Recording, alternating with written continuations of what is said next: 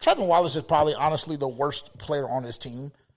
And I just think they're just so infatuated with getting that pick right that he's just going to continue to get opportunity after opportunity.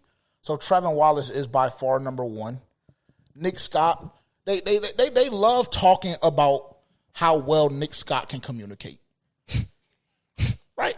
The motherfucker wants to keep communicating. Come on the podcast. Just go start a podcast because he's not a football player. Make the nigga a player's assistant, whatever they got in college, student assistant, whatever they got them niggas that really want to be playing on the sideline, calling plays and being a part of the game plan. Make that nigga one of them since he can communicate so well because he damn sure can't cover and he damn sure can't tackle, which catapulted that 71-yard run by Travis Etienne, actually. Or Trevor. I don't even know which one it is. Travis. We have Trevor. You know. And I would say that Xavier Legette is very, very close to Nick Scott. Very, very close. But those are the three worst starters on this team, by far. And to be honest, I just haven't had the opportunity to dive into the film and just to see how shit Christian Roseboom looked yesterday. He didn't look too bad. Oh, yeah, I'm sure. I figured. I figured. Compared everything with this, he didn't look too bad. He didn't look bad. Same thing with Bryce. He didn't look too bad. Okay, cool, nigga. Compared to the other linebacker on the field, he looked like a fucking stud. Well, I mean, touche. But excited about T-Mac, though. I will say that. For whatever it's worth, there were two positives in this game. Two positives, and that was simply it. Two. T-Mac and Chuba. Chuba, I already knew what I was going to get. Chuba has the most heart on the team. He's one of the best players on the team. He's damn near probably the only nigga that I would go to war with if it ever came to that in real life. Chuba and Ashawn and maybe some days Robert Hunt. That's it. Everybody else, just soft. And some days Derek Brown, too. I'll give him that. J.C. Horn, he looked really good. Yeah, I guess. I mean, but I also seen him missing tackles. Yeah, but 3 targets, 1 catch allowed, 7 yards, 2.8 passer rating against, and an INT. Fair. I thought he went crazy. I'm not gonna lie. Yeah, that 1-hand pick was insane. I thought Mike Jack didn't look half bad either.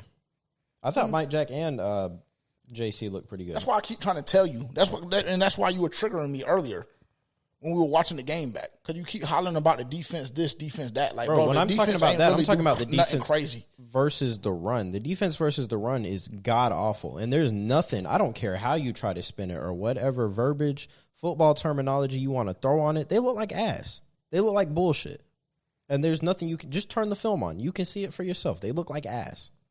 With the exception of that 71-yard run, I mean, ETN rushed for 15 carries for 72 yards. And then their next closest rusher was Trevor Lawrence with 12, Tank Bigsby with 12, Tootin with 11. So that's why I keep trying to tell you, bro. Unfortunately, the 71-yard play is a part of it. It was one pop play. It's a part of it. And it was building. It's not like it wasn't just one pop play. It was building. It was one You could pop see play. them getting closer and closer to breaking one, and eventually they broke one. Okay. Bro, but they did what they wanted on us, though. I don't know if that's necessarily the case, bro. I think that, again, bro, you continuously bless a team with opportunity after opportunity, with you having 9, 10, 11-yard drives, you bend but you don't break.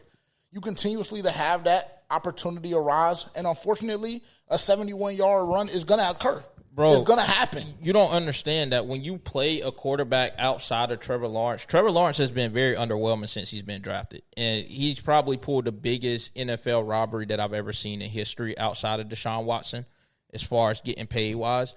If you play another top caliber quarterback and he's only pressured 13% throughout the whole game, you're going to get lit up for way more than 26 points. I can guarantee you that. Like you said, Jacksonville is ass. They did nothing special. But, I mean, if you can't even pressure the quarterback, that's alarming at this stage, especially based on the amount of money you went to spend on this defensive line. Especially that. Tershawn Wharton.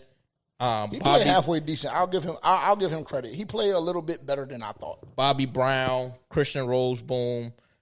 You go and draft Nick Scorton and Princely. Like, the amount of work that they had us gassed up going into the offseason, what they did with this defense, very underwhelming. And it goes back to what I say.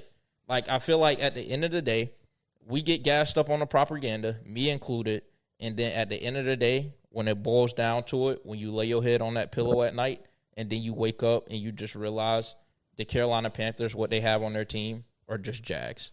It's what it is, unfortunately. Does EJ get fired before the end of the season? He needs to. He shouldn't even made it to this season. He really shouldn't have. I don't know how he still keeps his job. I honestly don't either, because I'm fully convinced that Dave Canales don't even fuck with bro. And I'm convinced that he must have something on his front office. Maybe.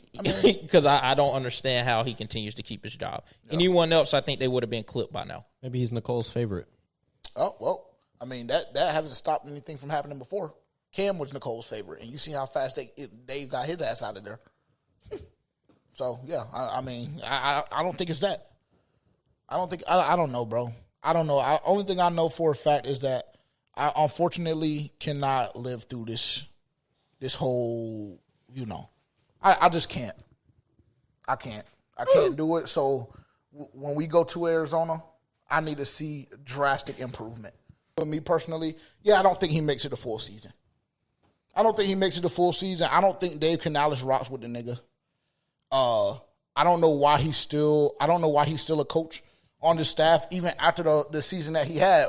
We said that it was a blessing that he was the luckiest black man in America to be able to do the job that he did and still have a job after last season. We acknowledge that. Did I get to defending him after? Yeah, but that's unfortunately only because of his wife and children that I got to meet over the summer last year. That's soft, bro. Well, I mean, you want to talk about people defending Bryce, but you defended somebody that led the worst defense in NFL history.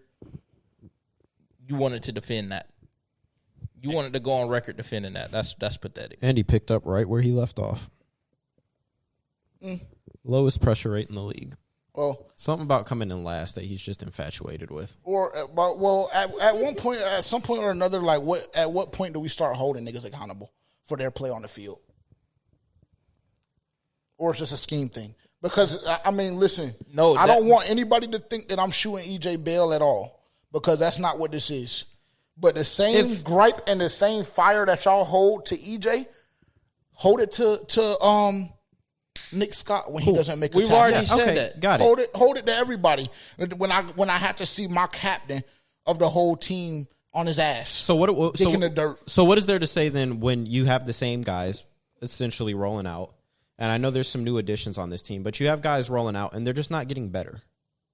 And they're not getting better because there's no development going on, because there's no coaching going on. There's no proper coaching. What are we teaching? What are we teaching? Yeah, regardless, all of it starts up top. Regardless. Well, that's where it starts at. It's just an opportunity for us to practice the fundamentals. Say the guys on the field aren't doing their job. Are there no other guys on the roster?